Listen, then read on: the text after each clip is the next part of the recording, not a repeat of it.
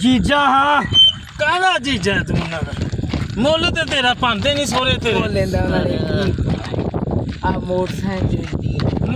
सोरे दी मोटरसाइकिल बेकार मोटरसाइकिल दी सीधा ते होके टोरे तेनू पता ही नहीं लगदा कहना भाई वो सोरे को कुत्तियां खानी कराई तू भाई बनया राम ना सोरे मेरे चंगे ने की चंगे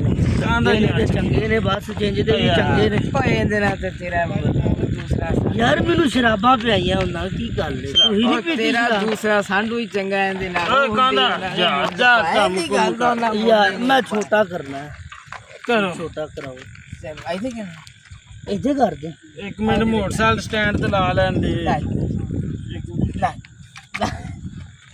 चल इवनू फड़ यार जिम्मेदारी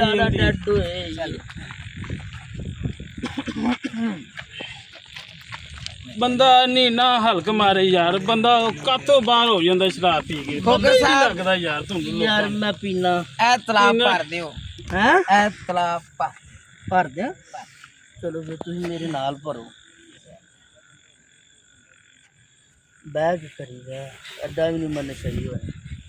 छेती करो यार ओए ओनू बुला ओनू किनू बुला लो आया भाई केड़ा भाई की है रोला कान तो पा रहा शराब भर के कतों बाहर हो जाना मैं चांगड़ा मारना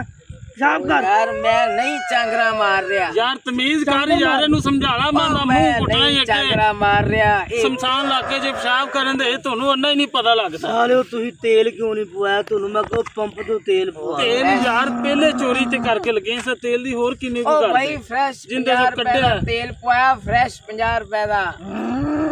ਯਾਰ ਇੱਕ ਦੇ ਸਾਲਾ ਉਹ ਭੱਜੋ फिर मेरी सेफ्टी लिए तू चल खेती कर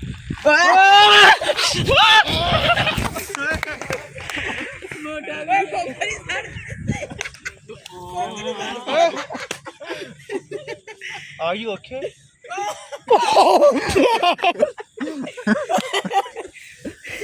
Are you okay?